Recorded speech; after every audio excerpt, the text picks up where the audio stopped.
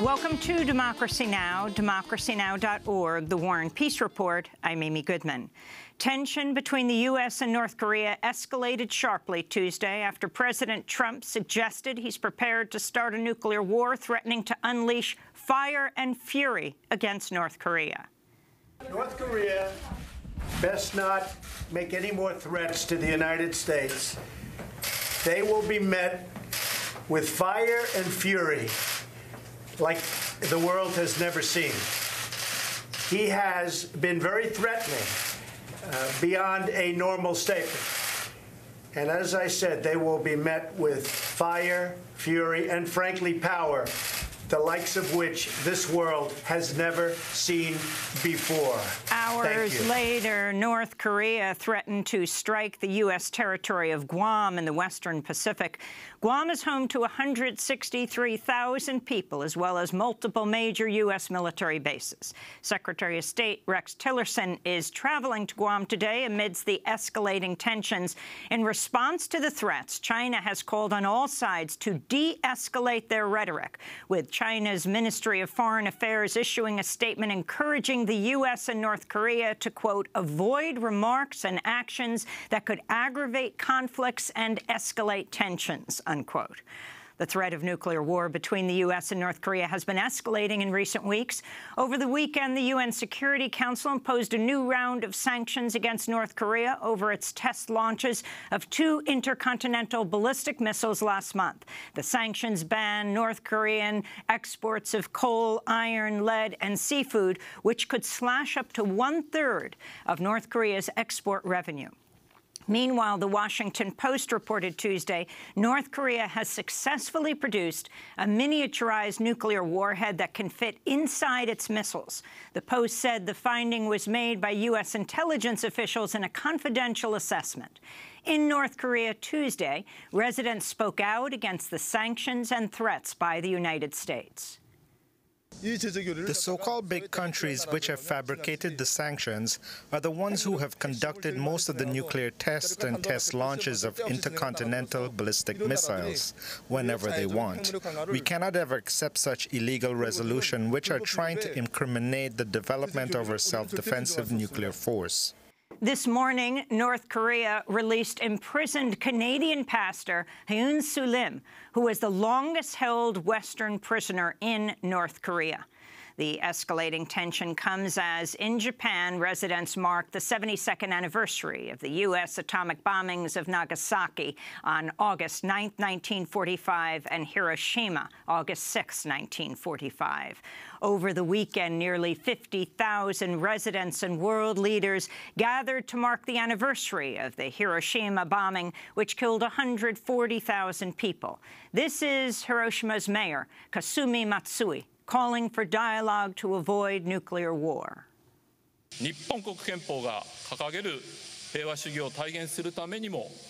The government should work in earnest to act as a bridge between nuclear and non-nuclear states and manifest the pacifism which is upheld in Japan's constitution so that the ratification of the Nuclear Weapons Convention can be promoted.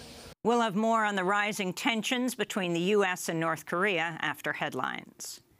In news on Syria, former top war crimes prosecutor Carla Della Ponte has quit the United Nations Independent Commission of Inquiry on Syria, saying the UN Security Council lacks the political will to bring the perpetrators of war crimes to justice. Del Ponte formerly served as a war crimes prosecutor in tribunals in Rwanda and Yugoslavia. She said, quote, "Right now it looks as if President Bashar al-Assad will escape justice if we want to negotiate peace, but one day he will have to face justice. Justice must do its work because without justice there is no real peace," she said. Meanwhile, Syrian human rights lawyer Noura Ghazi Safadi has announced her husband, the prominent Syrian-Palestinian internet activist Bassel Kartabil, has been executed by the Assad regime back in 2015. The news of his death has sparked international outcry and mourning, particularly among internet activists.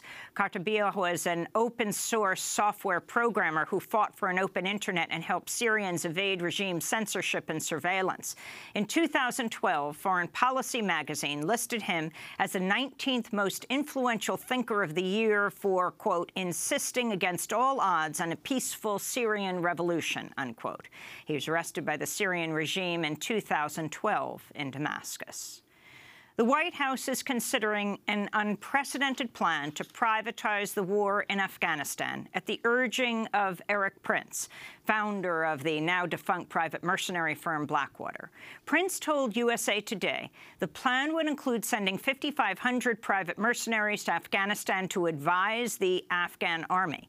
It would also include deploying a private air force with at least 90 aircraft to carry out the bombing campaign against Taliban insurgents. Prince says the plan would cost $10 billion a year of taxpayer money, which would presumably funneled directly to private mercenary firms. The Trump administration's divided over the plan, with Trump's chief strategist Steve Bannon supporting it, and National Security Advisor H.R. McMaster and Defense Secretary Jim Mattis, both former military generals, opposing the plan.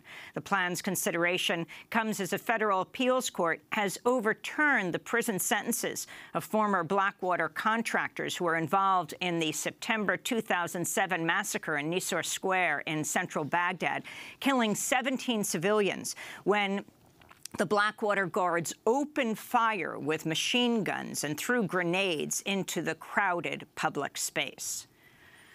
The International Red Cross has issued a rare statement saying it's extremely alarmed by the recent wave of airstrikes in Yemen, which have killed dozens of civilians and hit homes and public spaces such as markets. The airstrikes are being carried out by the U.S.-backed Saudi-led coalition. This comes as the UN is calling on the Saudis to end its year-long blockade of Yemen's main airport, demanding commercial flights be allowed to bring in aid and allow sick patients out. The blockade and bombing of Yemen's hospitals and critical infrastructure has sparked the world's worst cholera epidemic. Vice News is reporting President Trump receives a 20-page propaganda folder twice a day filled with positive news about himself. 3 current and former White House officials who spoke with Vice News said the folder includes positive tweets, fawning news stories, sometimes even just photos of Trump looking good on television. According to the article, the propaganda file had been delivered personally by former Chief of Staff Reince Priebus or former White House spokesman Sean Spicer. Spicer has disputed the article, although he refused to say which parts are inaccurate. President Trump has retweeted a Fox News article that includes classified information leaked to a reporter by anonymous U.S. officials.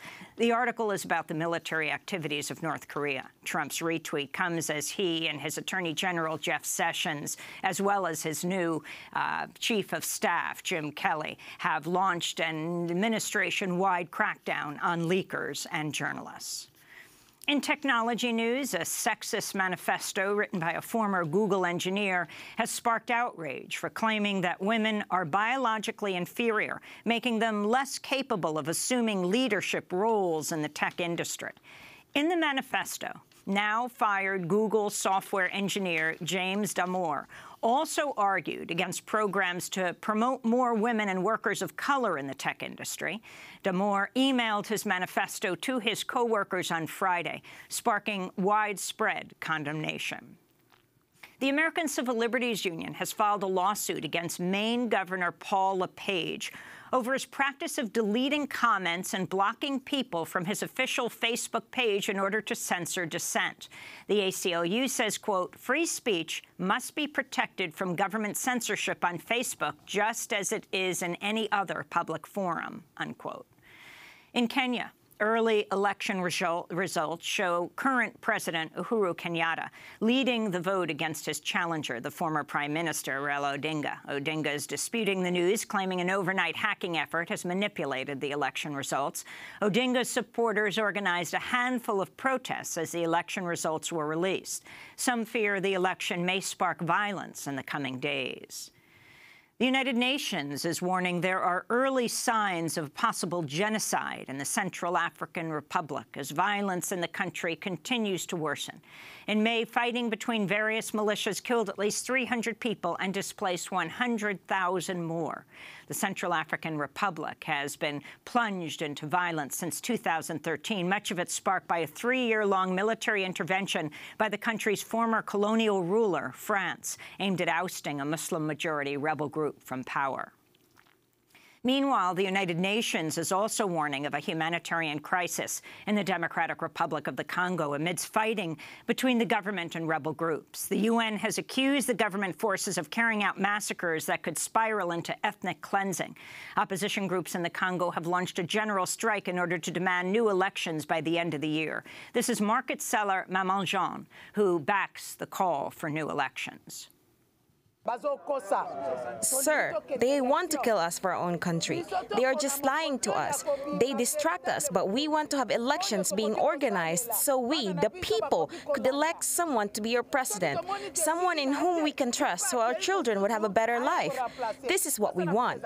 We do not need wars or useless conflicts. We really do not need that. We just want to have elections being organized. That's all I have to say.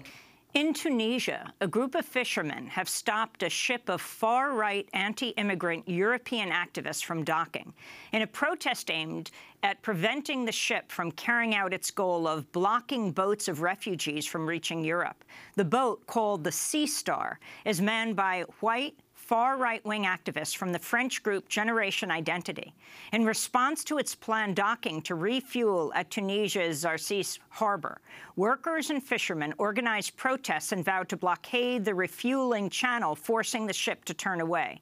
One port official told the BBC, quote, "Us let in racists here? Never," unquote. In Bolivia, environmentalists and community leaders have launched emergency protests against the government's move to resurrect plans to build a controversial highway through indigenous territories in a national park in the Amazon. Opponents of the highway say it will further the deforestation of the Amazon and destroy the land and livelihoods of indigenous communities. Widespread protests defeated the plan in 2011, but the Bolivian Congress has voted to revoke the protections won in 2011. This is indigenous leader Fernando Vargas. With the approval, the destruction of the habitat of the indigenous people, the Mojeños, Yuricare, y Chimane, has begun. Secondly, this is the start of the destruction not only of the Tipnis National Park, but also of the 22 protected areas nationally and of indigenous territories. Therefore, the indigenous people, we're going to make our territory and our habitat be respected.